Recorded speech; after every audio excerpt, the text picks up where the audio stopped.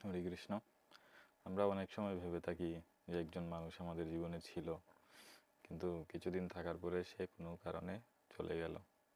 যেই মানুষটার সাথেই আমাদের এত ভালো সম্পর্ক ছিল, সে এভাবে চলে গেল কেন? বা যেই মানুষ আমাকে এত ভালোবাসতো, যে যাকে আমি এত ভালোবাসতাম, সে আমাকে কেন হুট করে ছেড়ে চলে গেল? বা কেন আমার সাথে এরকম বাজে ব্যবহার করলো বা ঝগড়া হলো?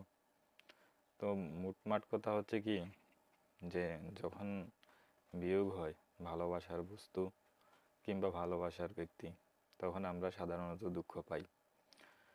কিন্তু আমরা যদি নিজেকে ভক্ত বলে দাবি করি বা ভগবানের প্রতি শরণাগত বলে দাবি করি, এই দুঃখ আমাদের হওয়ার কথা নয়।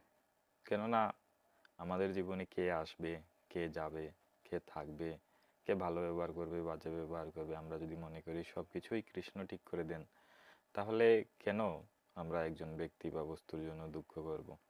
তো যদিও আমরা মুখে মুখে বলে থাকি যে আমি ভগবানের উপরে ভরসাবাদী বা আমি ভগবানের ভক্ত, আমি সম্পূর্ণরূপে ভগবানের শরণাগত, কিন্তু দেখার বিষয় এইটা যে আমি মন থেকে কতটুকু সেই ব্যাপারটা মানতে পেরেছি।